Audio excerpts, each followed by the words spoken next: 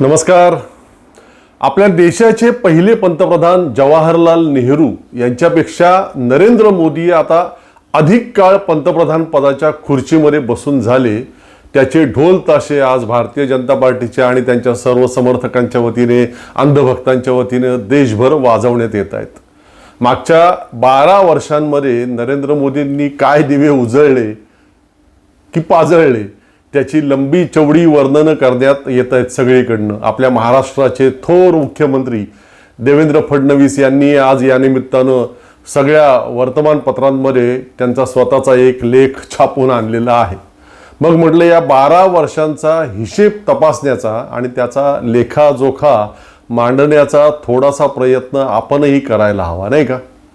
आता हा जवाहरलाल नेहरूंपेक्षा अधिक काळ नरेंद्र मोदी पंतप्रधानपदी असल्याचा योग्य ताळेबंद कशा पद्धतीने मांडता येईल? तर अर्थातच त्यांनी भारतीय जनतेला दिलेली सर्व आश्वासनं आणि त्यांची पूर्तता याचा हिशोब मांडूनच, नाही का? आता सर्वप्रथम एक बाब तर सूर्यप्रकाशा इतकी अगदी स्वच्छ आणि लख्ख आहे की नेहरू देशाच्या पंतप्रधानपदी स्थानापन्न झाले तेव्हा देशाच्या फाळणीची जखम भळभळत्या अवस्थेमध्ये होती. दारिद्र्य देशभरात भयंकर होतं. करोडो लोकांची अन्नान्न दशा होती. कोणतेही उद्योग नव्हते देशात. जनता निरक्षर होती. कोणत्याही संस्था देशामध्ये नव्हत्या.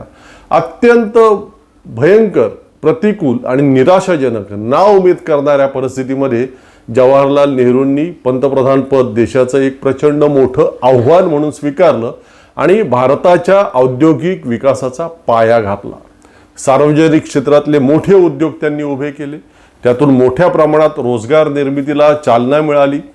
अनेक धरणं, पोलाद कारखाने आणि वैज्ञानिक संस्था त्यांनी उभारल्या. त्यातून देश हळूहळू प्रगतीपथाकडे वाटचाल करू लागला.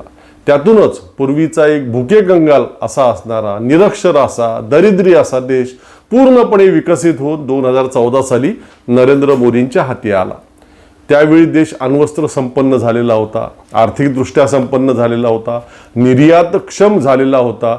जागतिक स्तरावरती आपल्या देशाची एक चांगली अशा प्रकारची ओळख निर्माण झालेली होती. नरेंद्र मोदींना केवळ देशाचा तो विकासाचा वेग, विकास दर कायम राखायचा होता किंवा शक्य तितका तो वाढवण्याचा प्रयत्न करायचा होता, बस. प्रत्यक्षात काय झालेलं आहे? देशात दरवर्षी 2 कोटी रोजगार निर्माण करू ही नरेंद्र मोदी यांची प्रमुख घोषणा किंवा आश्वासन होतं 2014 साली. काय झालं त्याचं? त्यातलं वास्तव हे आहे की दरवर्षी 2 कोटी तर सोडाच, परंतु मागच्या तब्बल 12 वर्षांमध्ये एकत्रित मिळून सुद्धा मोदींना 2 कोटी रोजगार देता आलेले नाहीत. सुशिक्षित बेरोजगारीचा दर आज देशाच्या स्वातंत्र्य प्राप्तीनंतर पहिल्यांदाच गगनाला भिडलेला आहे. या वास्तवाची आहे ढोल ताशे बडवणाऱ्या कुणाला लाज किंवा लज्जा? शेतकऱ्यांचं उत्पन्न दुप्पट करण्याच्या घोषणा राणा भीमदेवी थाटामध्ये नरेंद्र मोदींनी अनेकदा केल्या. त्यासाठी सतत वेगवेगळ्या तारखा दिल्या. प्रत्यक्षात काय झालं त्या सगळ्याचं? वास्तव काय आहे त्याबाबत? तर 2014 सालापासून उलट शेतकऱ्यांच्या आत्महत्यांमध्ये मोठ्या प्रमाणात वाढ होत गेलेली आहे. आणि त्यातही आपल्या दृष्टीनं, तुमच्या माझ्या दृष्टीनं सगळ्यात अस्वस्थ करणारी बाब म्हणजे देशात सर्वाधिक शेतकरी आत्महत्येचं प्रमाण आपल्या राज्यात आहे, महाराष्ट्रात. मागील 12 वर्षांमध्ये देशभरात जवळपास 1.5 लाख, 1,50,000 शेतकऱ्यांनी आत्महत्या केल्यात. आणि त्यातल्या जवळपास 45,000 आत्महत्या एकट्या आपल्या महाराष्ट्रातील आहेत. आहे आज ढोल बडवत असलेल्या आणि मोठे मोठे लेख लिहिणाऱ्या कुणाला काही लाज लज्जा? परदेशातला सगळा काळा पैसा देशात परत आणणार आणि त्यातून प्रत्येक भारतीयाच्या खात्यावरती 15 लाख रुपये जमा करणार, हे नरेंद्र मोदींचं तिसरं प्रमुख आश्वासन होतं. त्यातलं 15 लाख रुपये सगळ्यांच्या खात्यावर जमा करणार ही जुमलेबाजी होती, हे तेव्हाच बहुसंख्य देशवासियांना माहिती होतं. त्यामुळे ते जाऊ द्या, ते सोडून देऊ आपण. परंतु परदेशातील काळ्या पैशाबाबतचं वास्तव काय? किती रक्कम परत आली त्यातली? तर 0, 0 एवढा मोठा गोल. उलट याबाबत मागच्या 12 वर्षांमध्ये प्रत्यक्षात काय घडलंय लोक हो? तर जवळपास 38 म्हणजे 40 म्हणूया आपण, तथाकथित उद्योजक भारतीय बँकांना कर्ज आणि व्याज अशा जवळपास 50,000 कोटी रुपयांना चुना लावून परदेशात पळून गेले अगदी सुखरूपपणे. मेहुल चोक्सी, नीरव मोदी वगैरे वगैरे ते सगळे. आणि त्या सगळ्यांमध्ये गुजराती अधिक आहेत, हे अधिक महत्त्वाचं. असो, पुढे बाकी मग स्मार्ट सिटी योजना, जनधन योजना, मेक इन इंडिया वगैरे वगैरे सगळ्याचे कसे पूर्ण 3-13 वाजलेले आहेत ते आपण सगळेच पाहतोय. देशाच्या नीती आयोगाच्या उपाध्यक्षांनीच या सगळ्याबाबत परवा जाहीर कबूल दिलेली आहे. तुम्ही त्यांचा लेख वाचला नसेल तर मुळातून वाचा. त्याशिवाय सगळ्याच खऱ्या अर्थतज्ञांनी आपल्या विश्वगुरुत्वाचा बुरखा मागच्या काही महिन्यांमध्ये 2-3 महिन्यांमध्ये टराटरा फाडलेला आहे. देशातील आता जवळपास 1 अब्ज नागरिकांना, काही महिन्यांपूर्वी जी संख्या 80 करोडच्या आसपास होती ती आता 1 अब्जापर्यंत पोहोचली आहे. त्यांना मोफत रेशन पुरवावं लागतंय कारण त्यांच्या हाताला कामच देता येत नाहीये. त्यामुळे त्यातून त्यांच्या अस्वस्थतेचा उद्रेक होऊ नये, स्फोट होऊ नये म्हणून बाबांनो फुकट खा रे परंतु शांत राहा, यासाठीची ही सगळी लाच आहे. त्यासाठी देशावरच्या कर्जाचा आकडा सातत्यानं प्रचंड वाढतोय. आणि विशेष म्हणजे आम्ही तब्बल 1 अब्ज नागरिकांना मोफत रेशन पुरवतोय, मोफत अन्नधान्य पुरवतोय. ही खरं लज्जास्पद असलेली बाब नरेंद्र मोदी आज अभिमानाने सांगतायत. देशातील जवळपास 65% अधिक जनतेला मोफत अन्नधान्य पुरवावं लागत असेल तर देशाचा विकास कशा प्रकारचा होतोय याची आज ढोल बडवणाऱ्या कुणाला ना लाज ना लज्जा. बाकी मग देशाचं धर्मनिरपेक्ष धोरण तर पूर्णपणे पायदळीत उडवून टाकलेलं आहे या लोकांनी. भारतीय संविधानामध्ये असलेली मूल्ये आणि तत्व यांच्याशी पूर्ण विसंगत अशा प्रकारची धोरणं हे लोक राबवत आहेत. ते सगळं आहेच आहे.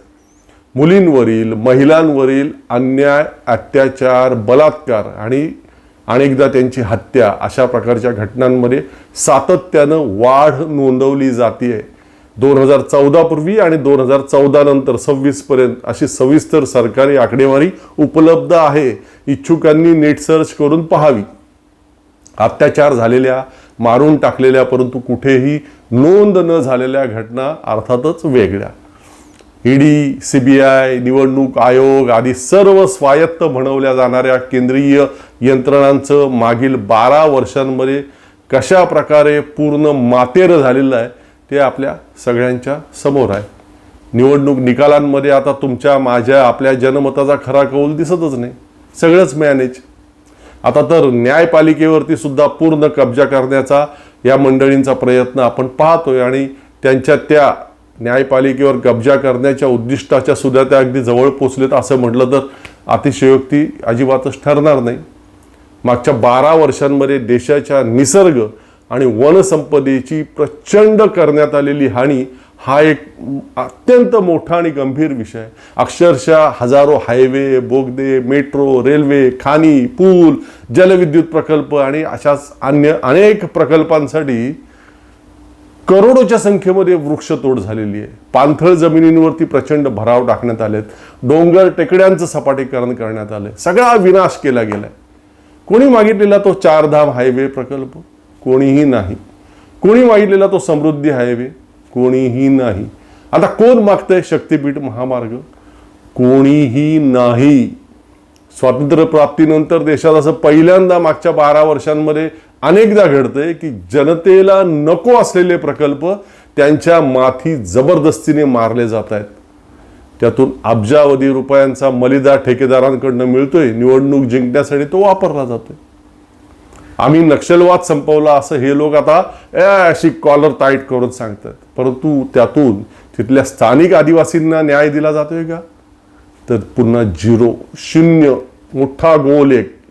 आपल्या मित्रांच्या खाणी निर्धोकपणे चालाव्यात, त्यांना त्या जमिनी खालच्या डोंगर टेकड्यांमधील अनमोल खनिज संपत्ती निर्धोकपणे खणून काढता यावी, यासाठीच नक्षलवाद्यांसोबतच स्थानिक आदिवासींचं सुद्धा उच्चाटन. आपल्या महाराष्ट्रातील चंद्रपूर, गडचिरोली, ब्रह्मपुरी परिसरात सगळे व्याघ्र प्रकल्प, त्या वाघांचा निवास, त्या वाघांचं भ्रमण क्षेत्र, ते सगळंच या खाण उद्योगांमुळे धोक्यात आलेलं आहे. लडाखमध्येही तेच. आता निकोबारमध्ये पण तेच सगळं सुरू आहे. हे ढोल बडवणाऱ्या कुणाला लाज, काही लज्जा? ना खाऊंगा न खाणे दूंगा म्हणणाऱ्यांनी साऱ्या देशातल्या तमाम भ्रष्टाचार्यांना स्वतःच्या पक्षात सामावून घेतले. किती मोठा विनोद आहे हा. देशाची अर्थव्यवस्था घसरणीला लागलेली आहे. देशाचं चलन, आपला भारतीय रुपया, त्याची जगात सर्वाधिक घसरण झालेली आहे. भारतीय पासपोर्टचं प्रचंड अवमूल्यन झालेलं आहे.